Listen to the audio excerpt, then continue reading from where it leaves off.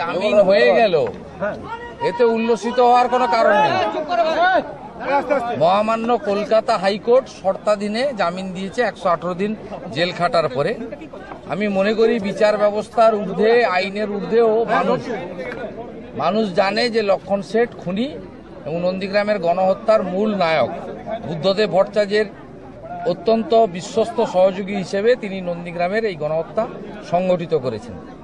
এবং দুর্ভাগ্যজনক এই জায়গায় যে হেবিয়াস কর্পাস মামলাতে কলকাতা হাইকোর্টের নির্দেশেই কিন্তু সিআইডি 2007-এর 10ই নভেম্বর নন্দীগ্রামের জমি রক্ষার আন্দোলনে অপহৃতদের ব্যাপারে সিআইডিকে তদন্ত করতে দিয়েছিল। সেই হাইকোর্টের নিয়ন্ত্রণাধীনে এই হেবিয়াস কর্পাস মামলা চলছে এবং সেই হাইকোর্ট থেকেই জামিনটা পেয়েছে। এটা নিশ্চয়ই বেদনাদায়ক এবং দুঃখজনক।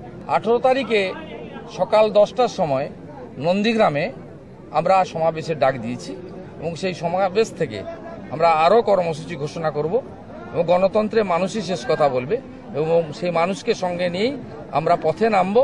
আর আইনি লড়াইতে আমরা যে সমস্ত মানুষ জীবন্ত অবস্থায় তুলে নিয়ে গিয়ে লক্ষণ শেঠের লোকেরা, সিপিএমের হারমাদরা খুন করেছে, সাগরের জলে ভাসিয়ে দিয়েছে, তাদের বিরুদ্ধে যে আইনি লড়াই সেটাও আমরা চালিয়ে যাব।